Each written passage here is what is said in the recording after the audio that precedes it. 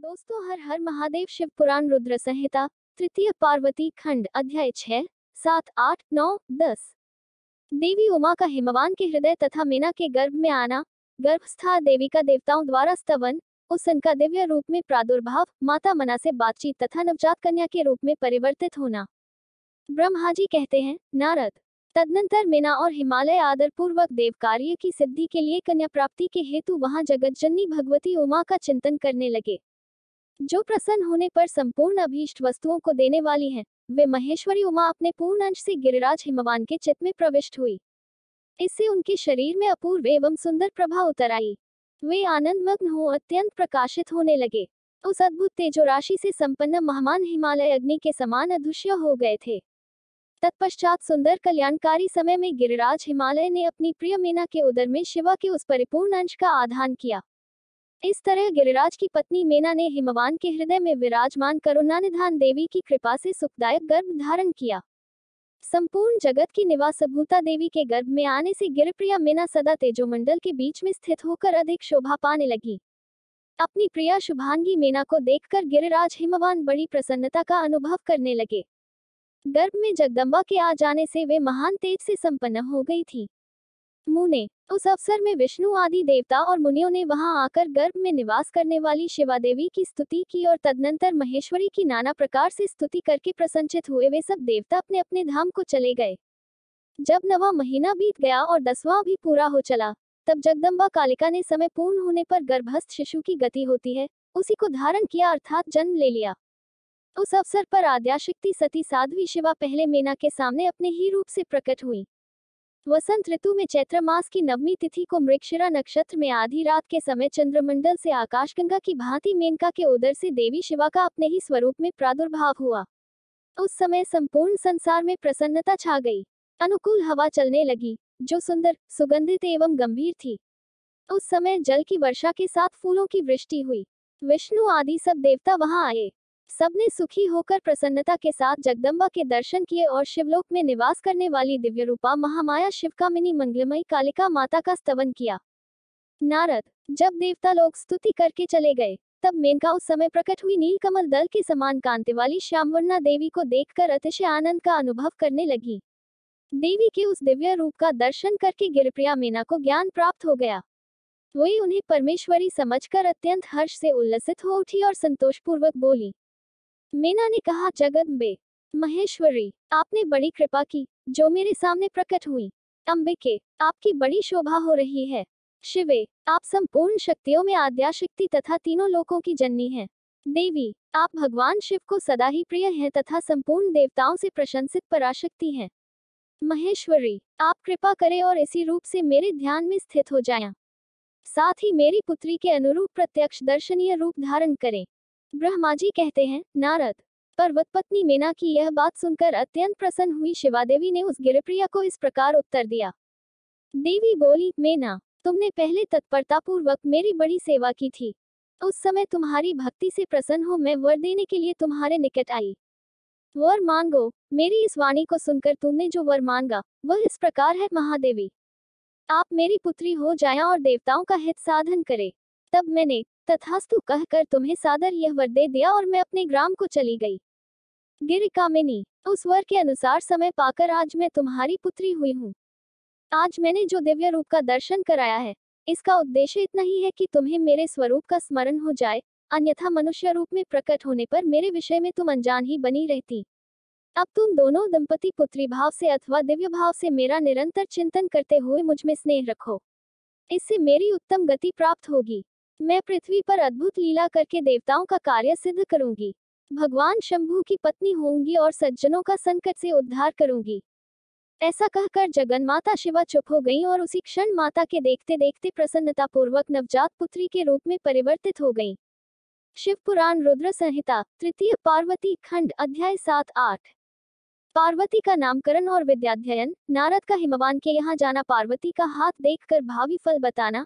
चिंतित हुए हिमवान को आश्वासन दे पार्वती का विवाह शिवजी के साथ करने को हिमवान को कहना और उनके संदेह का निवारण करना। ब्रह्मा जी कहते हैं, नारद, मीना के सामने महातेजस्विनी कन्या होकर लौकिक गति का आश्रय ले वह रोने लगी। उसका मनोहर रुदन सुनकर घर की सब स्त्रियां हर्ष से खिल उठी और बड़े वेग से प्रसन्नतापूर्वक वहां आ पहुंची। नीलकमल दल के समान श्याम कांति वाली उस परम तेजस्विनी और मनोरम कन्या को देखकर गिरिराज हिमालय अतिशय आनंद में निमग्न हो गए। तदनंतर सुंदर मुहूर्त में मुनियों के साथ हिमवान ने अपनी पुत्री के काली आदि सुखदायक नाम रखे।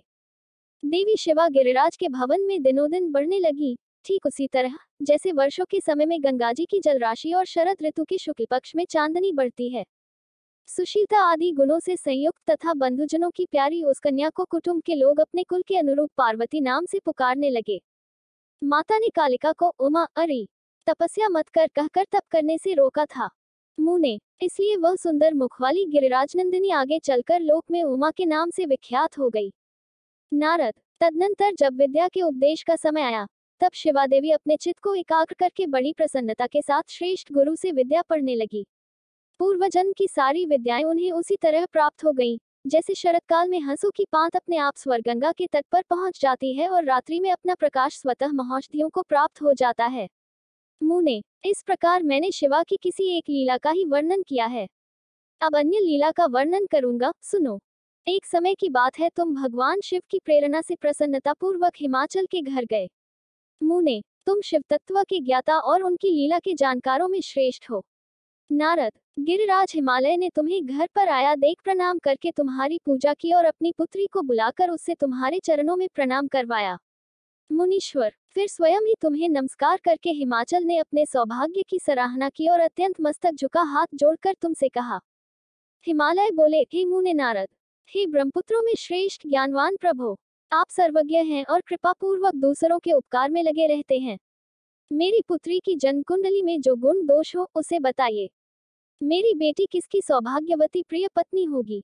ब्रह्मा जी कहते हैं, मुनि श्रेष्ठ, तुम बातचीत में कुशल और कौतुकी तो हो ही। गिरिराज हिमालय के ऐसा कहने पर तुमने कालिका का हाथ देखा और उसके संपूर्ण अंगों पर विशेष रूप से दृष्टिपात करके हिमालय से इस प्रकार कहना आरंभ किया। नारद बोले, शैलराज और मेना, आपकी यह पुत्री चंद्रमा की आदिकला के समान बड़ी है। समस्त शुभ लक्षण इसके अंगों की शोभा बढ़ाते हैं। यह अपने पति के लिए अत्यंत सुखदायिनी होगी और माता पिता की भी कीर्ति बढ़ाएगी। संसार की समस्त नारियों में यह परम साध्वी और स्वजनों को सदा महान आनंद देने वाली होगी। गिरिराज तुम्हारी पुत्री के हाथ में सब उत्तम लक्षण ही विद्यमान हैं। केवल एक रेखा विलक्षण है, उसका यथार्थ फल सुनो। इसे ऐसा पति प्राप्त होगा जो योगी, नंग धड़ंग रहने वाला, निर्गुण और निष्काम होगा। उसकी न माँ होगी न बाप, उसे मान सम्मान का भी कोई ख्याल नहीं रहेगा और वह सदा अमंगल वेश धारण करेगा। ब्रह्मा जी कहते हैं, नारद तुम्हारी इस बात को सुन और सत्य मानकर मेना तथा हिमाचल दोनों पति पत्नी बहुत दुखित हुए, परंतु जगदम्बा शिवा तुम्हारे ऐसे वचन को सुनकर और लक्षणों द्वारा उस भावी पति को शिव मानकर मन ही मन हर्ष से खिल उठी। नारद जी की बात कभी झूठ नहीं हो सकती, यह सोचकर शिवा भगवान शिव के युगल चरणों में संपूर्ण हृदय से अत्यंत स्नेह करने लगी। नारद उस समय मन ही मन दुखी हो हिमवान ने तुमसे कहा, मुने उस रेखा का फल सुनकर मुझे बड़ा डैक हुआ है। मैं अपनी पुत्री को उससे बचाने के लिए क्या उपाय करूं?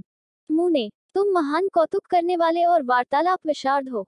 हिमवान की बात सुनकर अपने मंगलकारी वचनों द्वारा उनका हर्ष बढ़ाते हुए तुमने इस प्रकार कहा।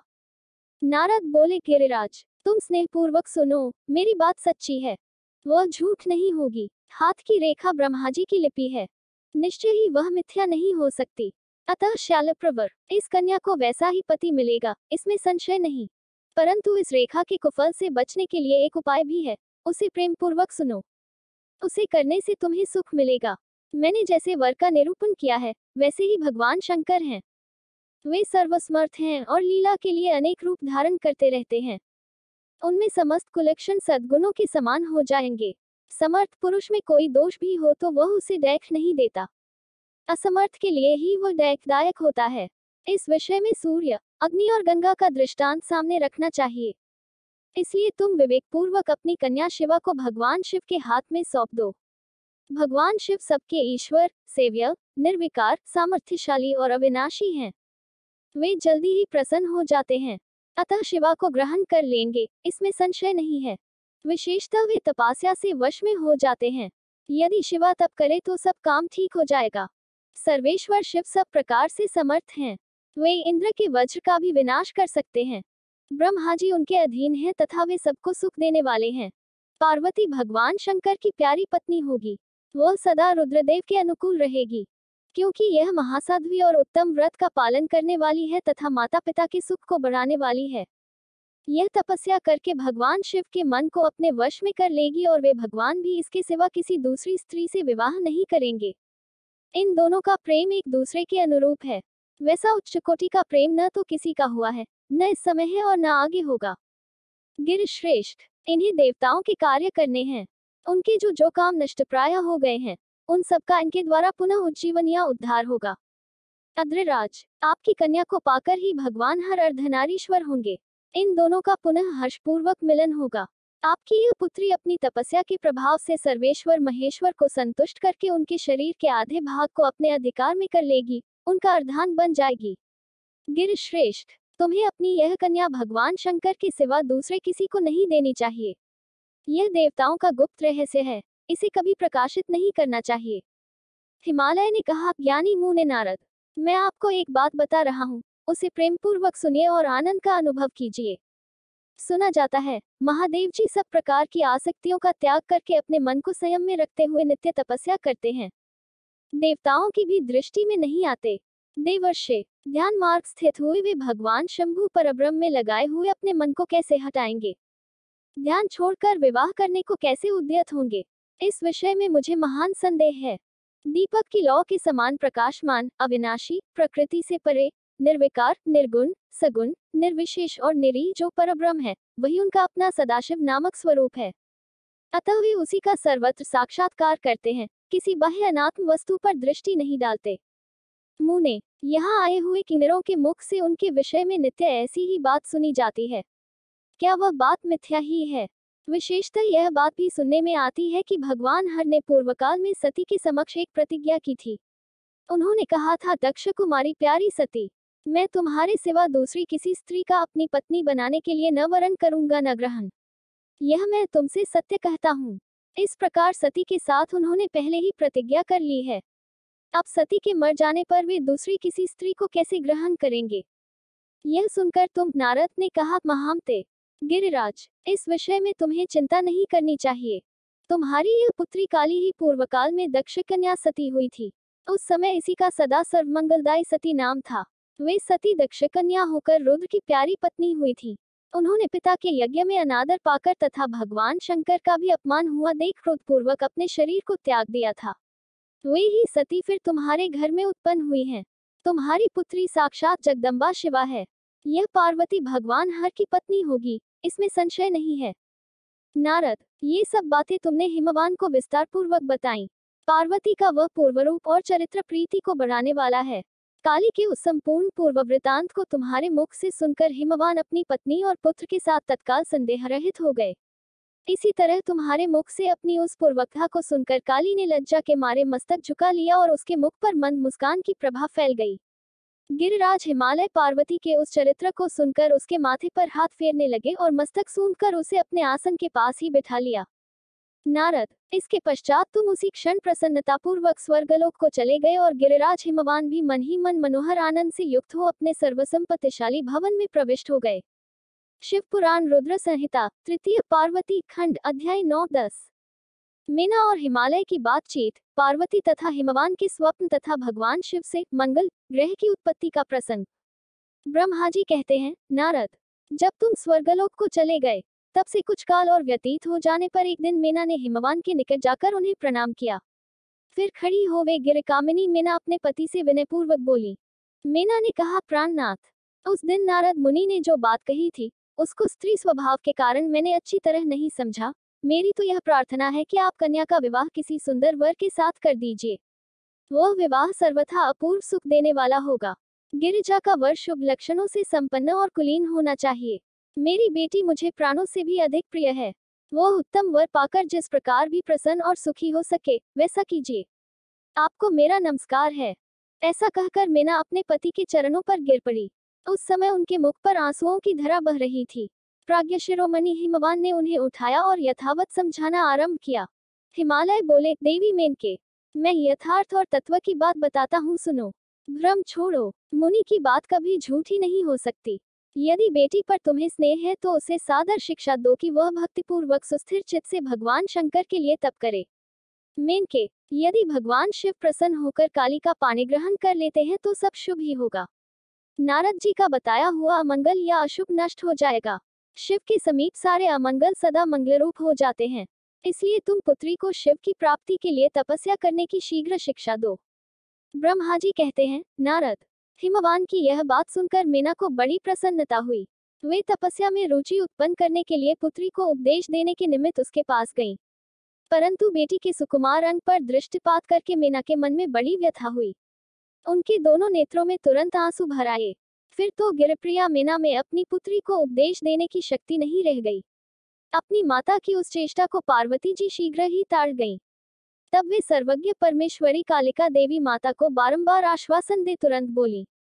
पार्वती ने कहा, माँ, तुम बड़ी समझदार हो, मेरी यह बात सुनो। आज पिछली रात्रि के समय ब्रह्म मुहूर्त में मैंने एक स्वप्न देखा है, उसे बताती हूँ। माता जी, स्वप्न में एक दयालु एवं तपस्वी ब्राह्मण ने मुझे शिव की प्रसन्नता के लिए उत्तम तपस्या करने का प्रसन्नतापूर्वक उपदेश दिया है। नारद, यह सुनकर मेनका ने शीघ्र अपने पति को बुलाया और पुत्री के देखे हुए स्वप्न को पुनर्तः कह सुनाया। मेनका के मुख से पुत्री के स्वप्न को सुनकर गिरिराज हिमालय बड़े प्रसन्न हुए और अपनी प्रिय पत्नी को समझाते हुए बोले। गिरिराज ने कहा, प्रिय, पिछली रात में मैंने भी एक स्वप्न देखा है। मैं आदरपूर्वक उसे बताता हूँ, तुम प्रेम पूर्वक उसे सुनो। एक बड़े उत्तम तपस्वी थे। नारद जी ने वर के जैसे लक्षण बताए थे, उन्हीं लक्षणों से युक्त शरीर को उन्होंने धारण कर रखा था। वे बड़ी प्रसन्नता के साथ मेरे नगर के निकट तपस्या करने के लिए आए। उन्हें देखकर मुझे बड़ा हर्ष हुआ और मैं अपनी पुत्री को साथ लेकर उनके पास गया। उस समय मुझे ज्ञात हुआ कि नारद जी के बताए हुए वर भगवान शंभु ये ही हैं। तब मैंने उन तपस्वी की सेवा के लिए अपनी पुत्री को उपदेश देकर उनसे भी प्रार्थना की कि वे इसकी सेवा स्वीकार करें। परंतु उस समय उन्होंने मेरी बात नहीं मानी। इतने में ही वहां सांख्य और वेदांत के अनुसार बहुत बड़ा विवाद छिड़ गया। तदनंतर उनकी आज्ञा से मेरी बेटी वहीं रह गई और अपने हृदय में उन्हीं की कामना रखकर भक्तिपूर्वक उनकी सेवा करने लगी। सुमुखी, यही मेरा देखा हुआ स्वप्न है, जिसे मैंने तुम्हें बता दिया। अतः प्रिय, मैंने कुछ काल तक इस स्वप्न के फल की परीक्षा या प्रतीक्षा करनी चाहिए। इस समय यही उचित जान पड़ता है। तुम निश्चित समझो, यही मेरा विचार है। ब्रह्मा जी कहते हैं, मुनीश्वर नारद, ऐसा कहकर गिरिराज हिमवान और मेनका शुद्ध हृदय से उस स्वप्न के फल की परीक्षा एवं प्रतीक्षा करने लगे। देवर्षि, शिव भक्ति शिरोमणि, भगवान शंकर का यश परम पावन, मंगलकारी, भक्तिवर्धक और उत्तम है। तुम इसे आदरपूर्वक सुनो। दक्ष यज्ञ से अपने निवास स्थान कैलाश पर्वत पर आकर भगवान शंभु प्रियावीर से कातर हो गए और प्राणों से भी अधिक प्यारी सती देवी का हृदय से चिंतन करने लगे। अपने पार्षदों को बुलाकर सती के लिए शोक करते हुए उनके प्रेमवर्धक गुणों का अत्यंत प्रीतिपूर्वक वर्णन करने लगे। यह सब उन्होंने सांसारिक गति को दिखाने के लिए किया। फिर गृहस्थ आश्रम की सुंदर स्थिति तथा नीति रीति का परित्याग करके वे दिगंबर हो गए और सब लोकों में उन्मत्त की भांति भ्रमण करने लगे। लीला कुशल होने के कारण विरही की अवस्था का प्रदर्शन करने लगे। सती के विरह से दुखित हो कहीं भी उनका दर्शन न पाकर भक्त कल्याणकारी भगवान शंकर पुनः कैलाशगिरी पर लौट आए और मन को यत्नपूर्वक एकाग्र करके उन्होंने समाधि लगा ली, जो समस्त दुखों का नाश करने वाली है। समाधि में वे अविनाशी स्वरूप का दर्शन करने लगे। इस तरह तीनों गुणों से रहित हो वे भगवान शिव चिरकाल तक सुस्थिर भाव से समाधि लगाए बैठे रहे। वे प्रभु स्वयं ही माया के अधिपति निर्विकार परब्रह्म हैं। तदनंतर जब असंख्य वर्ष व्यतीत हो गए, तब उन्होंने समाधि छोड़ी। उसके बाद तुरंत ही जो चरित्र हुआ, उसे मैं तुम्हें बताता हूँ। भगवान शिव के ललाट से उस समय श्रमजनित पसीने की एक बूंद पृथ्वी पर गिरी और तत्काल एक शिशु के रूप में परिणत हो गई। मुने, उस बालक की 4 भुजाएं थी, शरीर की कांति लाल थी और आकर मनोहर था। दिव्य द्युति से दीप्तिमान वह शोभाशाली बालक अत्यंत दुसल तेज से संपन्न था। तथापि उस समय लोकाचार परायण परमेश्वर शिव के आगे वह साधारण शिशु की भांति रोने लगा। यह देख पृथ्वी भगवान शंकर से भयमान उत्तम बुद्धि से विचार करने के पश्चात सुंदरी स्त्री का रूप धारण करके वही प्रकट हो गई। उन्होंने उस सुंदर बालक को तुरंत उठाकर अपनी गोद में रख लिया और अपने ऊपर प्रकट होने वाले दूध को ही स्तन्य के रूप के उसे पिलाने लगी। उन्होंने स्नेह से उसका मुंह चूमा और अपना ही बालक मान हंस हंस कर उसे खिलाने लगी। परमेश्वर शिव का हित साधन करने वाली पृथ्वी देवी सच्चे भाव से स्वयं उसकी माता बन गई। संसार की सृष्टि करने वाले परम कौतुकी एवं विद्वान अंतर्यामी शंभु वह चरित्र देखकर हंस पड़े और पृथ्वी को पहचान कर उनसे बोले, धरणी तुम धन्य हो, मेरे इस पुत्र का प्रेम पूर्वक पालन करो। यह श्रेष्ठ शिशु मुझ महातेजस्वी शंभु के श्रमजल पसीने से तुम्हारे ही ऊपर उत्पन्न हुआ है। वसुधे, यह प्रियकारी बालक यद्यपि मेरे श्रमजल से प्रकट हुआ है, तथापि तुम्हारे नाम से तुम्हारे ही पुत्र के रूप में इसकी ख्याति होगी। यह सदा त्रिविध तापों से रहित होगा, अत्यंत गुणवान और भूमि देने वाला होगा। यह मुझे भी सुख प्रदान करेगा। तुम इसे अपनी रुचि के अनुसार ग्रहण करो। ब्रह्मा जी कहते हैं, नारद, ऐसा कहकर भगवान शिव चुप हो गए। उनके हृदय से विरह का प्रभाव कुछ कम हो गया। उनमें विरह क्या था, वे लोकाचार का पालन कर रहे थे। वास्तव में सत्पुरुषों के प्रिय श्री रुद्रदेव निर्विकार परमात्मा ही हैं। शिव की उपर्युक्त आज्ञा को शिरोधार्य करके पुत्र सहित पृथ्वी देवी शीघ्र ही अपने स्थान को चली गईं। उन्हें आत्यंतिक सुख मिला। वह बालक भम नाम से प्रसिद्ध हो युवा होने पर तुरंत काशी चला गया और वहां उसने दीर्घकाल तक भगवान शंकर की सेवा की। विश्वनाथ जी की कृपा से ग्रह की पदवी पाकर वे भूमि कुमार शीघ्र ही श्रेष्ठ एवं दिव्यलोक में चले गए, जो शुक्रलोक से परे है। दोस्तों, अगली वीडियो देखने के लिए आप चैनल सब्सक्राइब जरूर करें और लाइक करें और कमेंट करें। हर हर महादेव।